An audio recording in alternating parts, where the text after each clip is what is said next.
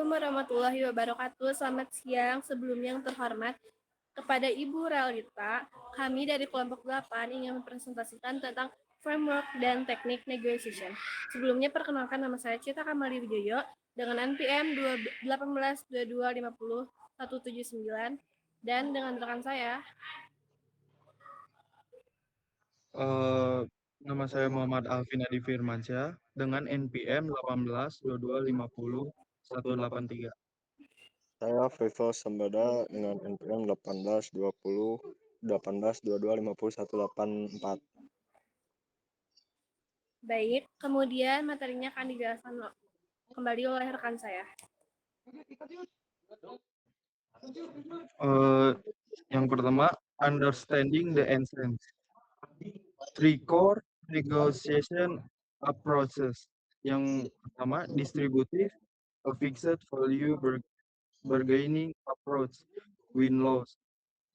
Focus on defending a fixed fee where one party again rep- represent another party direct loss.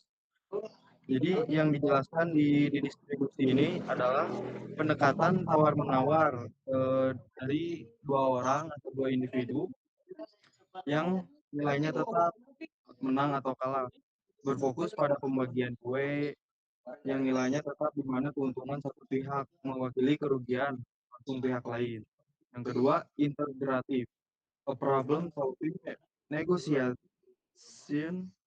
method win-win strives to expand the available fee by standardizing the key interests of both parties. Di integratif ini, metode negosiasi pemecahan masalah win-win berupaya untuk memperluas kue yang tersedia dengan menyinergikan kepentingan utama kedua belah pihak. Jadi saling menguntungkan dari dua orang ini. Yang ketiga ada prinsip. The Harvard model separates individuals from the core problem, focus on objective charity and fair standard over poor ago battles.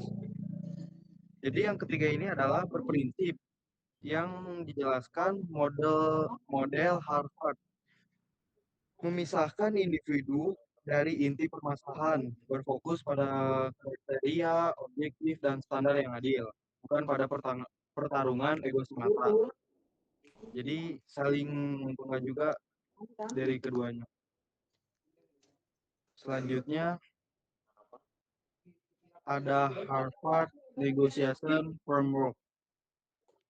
Focus on interest, not position. Position represent what you say when uh, they were demand 30% discount.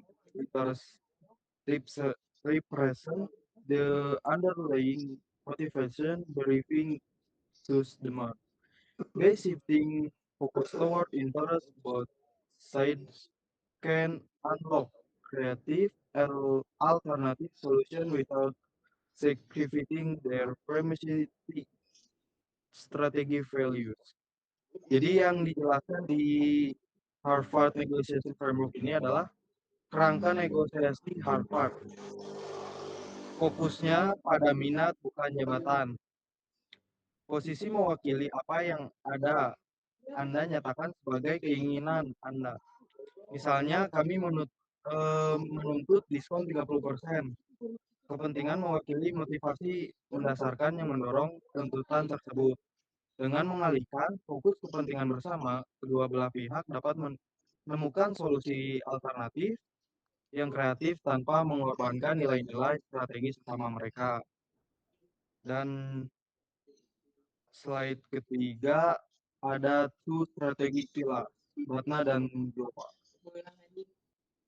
Batna, best alternative to a negotiation agreement, your ultimate fallback option if negotiation collapse the absolute source of your leverage at the table. Jadi yang dijelaskan di Batna ini adalah mendapatkan lebih baik penjelasannya alternatif terbaik untuk negosiasi adalah pilihan terakhir. Jika negosiasi gagal, sumber daya tawar utama Anda di meja perundingan. Lalu yang di ZOP atau ZOP, zona kemungkinan kesepakatan tentang tumpang tindih di mana harga maksimum yang bersedia dibayar pembeli sejajar, jadi sama rata gitu, dengan harga minimum yang akan diterima penjual. Lalu slide selanjutnya akan dijelaskan oleh rekan saya. Baik, di slide ini bagaimana cara kita berkomunikasi saat negosiasi berjalan. Kita bisa mengadopsi gaya komunikasi berdampak tinggi ala FBI. Nah, untuk yang pertama itu adalah mirroring atau meniru. Caranya adalah dengan mengulang 1-3 kali kata kunci terakhir yang diucapkan oleh lawan bicara kita. Selanjutnya yang kedua itu labeling atau pelabelan. Ini adalah teknik mengidentifikasi dan menyebutkan emosi lawan bicara bicara secara netral. Contohnya kayak sepertinya Anda merasa kesepakatan ini memiliki risiko yang tinggi. Cara ini kurang lebih ampuh untuk mencairkan ketegangan psikologis. Selanjutnya yang ketiga ada calibrate question atau pertanyaan terstruktur. Eh, Pertanyaan terbuka yang diawali dengan bagaimana atau apa, misalnya kayak bagaimana saya harus melakukan hal tersebut. Seperti itu kurang lebihnya. Lalu slide selanjutnya adalah the power of preparation atau kekuatan persiapan. Ada sebuah fakta menarik di dunia negosiasi. 80% kemenangan sebenarnya sudah diputuskan sebelum kita bertemu langsung dengan pihak lawan. Persiapan pranegosiasi yang matang dan teliti adalah pemisah terbesar antara seorang negosiator amatir dengan yang profesional. Sebelum melangkah, pastikan kita sudah memetakan dengan mendalam apa saja tantangan industri yang dihadapi rekan negosiasi kita. Selanjutnya adalah quotes penutup. Sebagai penutup sesi ini, saya ingin membagikan sebuah kutipan yang sangat kuat dari Chris Voss, seorang mantan pemimpin negosiator Sandera FBI yang mengatakan, successful negotiation is not about forcing the other side to say yes.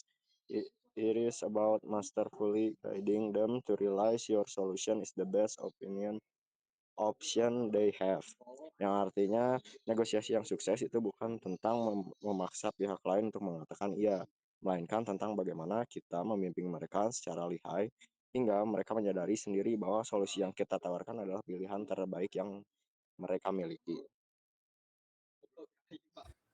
Hai, cukup sekian presentasi materi dari kami. Mohon maaf jika ada kesalahan kata. Terima kasih. Wassalamualaikum warahmatullahi wabarakatuh.